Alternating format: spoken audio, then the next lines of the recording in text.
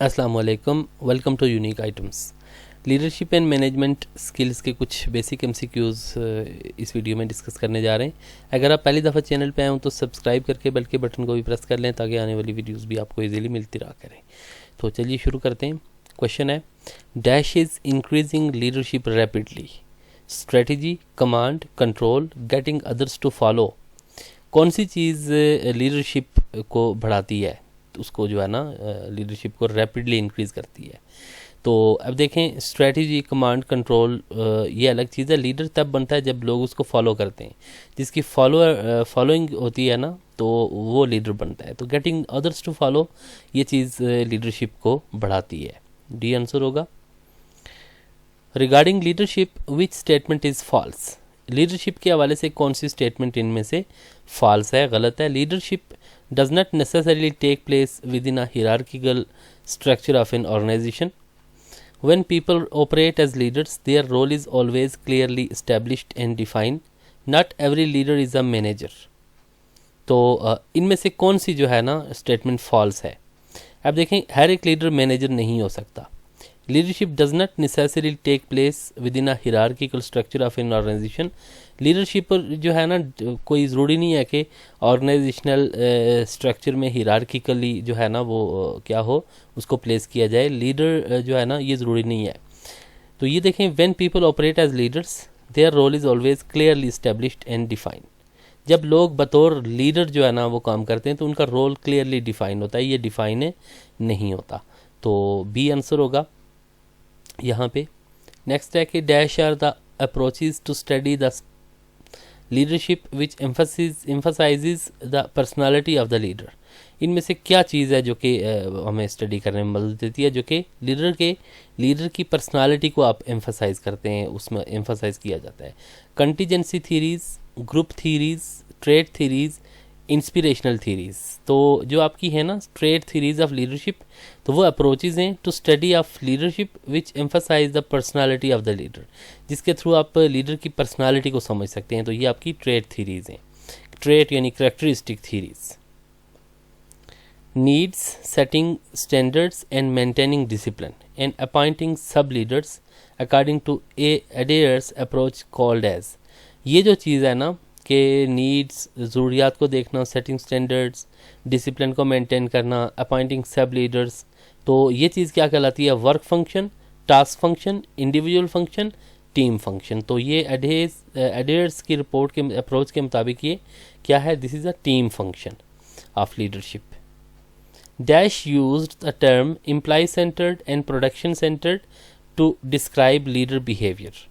अब जब trade theories आप पढ़ते हैं ना, ट्रेड थीरीज में लीडरशिप को दो तरह से बयान किया जाता है। एक लीडर्स होते हैं वो एम्प्लॉय सेंटर्ड होते हैं और एक होते हैं प्रोडक्शन सेंटर्ड। तो उनका फोकस या कंसर्न एम्प्लॉयज़ के साथ होता है और कुछ का प्रोडक्शन के साथ होता है। तो ये उनका बिहेवियर है।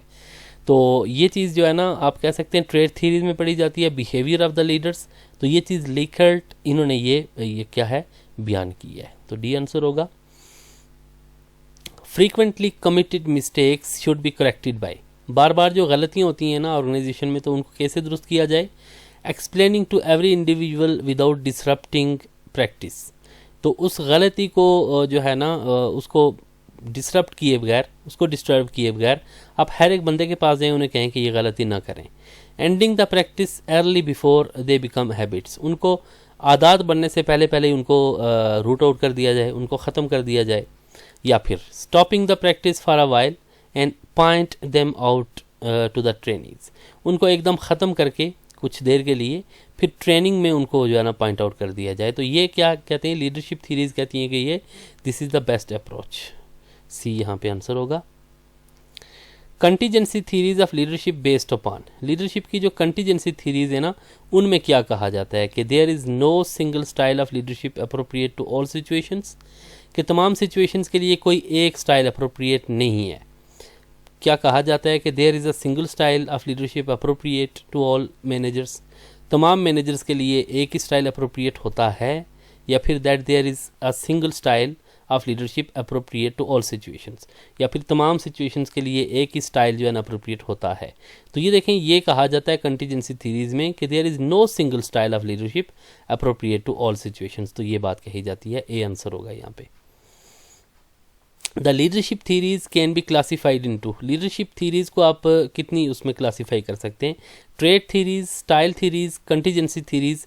तो ये तमाम होती हैं। देखिए ना, स्टाइल्स ऑफ लीडरशिप जो है ना वो होते हैं ना आपके डेमोक्रेटिक, ऑटोक्रेटिक और लेजिज फेयर। ट्रेड थीरीज में आपने देख लिया है कि प्रोडक्शन ओरिएंटेड और एम्प्लॉय ओरिएंटेड। तो ये चीज़ हमने देखी है। तो कंटीजेंसी थीरी में आपने देख लिया पिछले एमसीक्यू में, डी आंसर होगा यहाँ पे। What is one characteristic about the authoritarian leadership style? ये जो authoritarian leadership style है ना, authoritative या autocratic, इसमें a leader relies less on authority and more on themselves. The leader accepts power and knowledge of the team members. A leader tells others what to do. The team members tell the leader what to do. अब देखें ना, authoritarian या autocratic style of leadership, इसमें boss is always right होता है, ये dictatorship होती है एक तरह की। तो अब देखें ना, इसमें क्या है कि a leader relies less on authority, authority पे लेस रिलाई नहीं कर सकता। Accepts power and knowledge of the team members, ये तो नहीं करता, ज़ाहिर है वो डिक्टेटर होता है। अब देखें ना, team members tell the leader, team members उसको बताते हैं कि क्या करना, ये भी नहीं होता, बल्कि a leader tells others what to do, दूसरों को कहता है वो कि ये करो। तो ये क्या है, this is authoritarian style of leadership. Next है कि what is one characteristic of a laissez faire leadership style. Laissez faire leadership style में a leader gives opinion only when asked, जब उसको कहा जाए तो तब वह ओपिनियन देता है। अ लीडर टेक्स चार्ज, वो बिल्कुल अपने पास इख्तियारात ले लेता है। Everyone works together and practices together, सब इकट्ठे काम करते हैं। Nobody gives any suggestion or instructions, कोई भी ओपिनियन या इंस्ट्रक्शन या सजेशन नहीं देता। अब देखें, लेजी फेयर स्टाइल ऑफ जो लीडरशिप है ना, उसमें उसको कोई कंसर्न ही नहीं होता, जैसे जो काम चलता है चलता रहे। तो इसलिए अ leader gives opinion only when asked, जब उसको कहा जाता है ना तब वो ओपिनियन देता है। बाकी ये है कि आम औकात में वो बिल्कुल कंसर्न उसको होता ही नहीं है। तो ए आंसर होगा। What is not one characteristic of the democratic style of leadership? Democratic style of leadership की कौन सी characteristic नहीं है? Leader asks before doing anything. Leader enforces and relies on discipline. Leader works together with the members of as a group. There is a mutual urgency between the leader and the team. ठीक है, यानी कि mutual understanding, ठीक है, ये mutual होती है, together work करते हैं। लीडर कुछ पूछता भी है उनको, उनसे डिस्कस करता है कुछ करने से पहले। तो leader enforces and relies on discipline, ये चीज़ नहीं होती। तो बी यहाँ पे आंसर होगा। ये चूँकि डेमोक्रेटिक में वो डिस्कशन करता है, वो मशवरा करता है, कंसल्टेशन लेता है, सजेशन लेता है। तो बी यहाँ पे आंसर होगा, ये गलत है उसमें। तो ये थे कुछ एमसीक्यूज़ जो कि लीडरशिप के बेसिक जो है ना एंड मैनेजमेंट स्किल्स के बेसिक एमसीक्यूज़ में से मैंने उठाए थे। बहुत शुक्रिया देखने के लिए। इस तरह की मज़ीद वीडियोज़ का लिंक आपको राइट साइड पे नज़र आ रहा होगा। तो फिर किसी नई वीडियो में आपसे मुलाकात होगी, तब तक के लिए अपना ख्याल रखें और इस चैनल का भी। अल्लाह हाफिज़।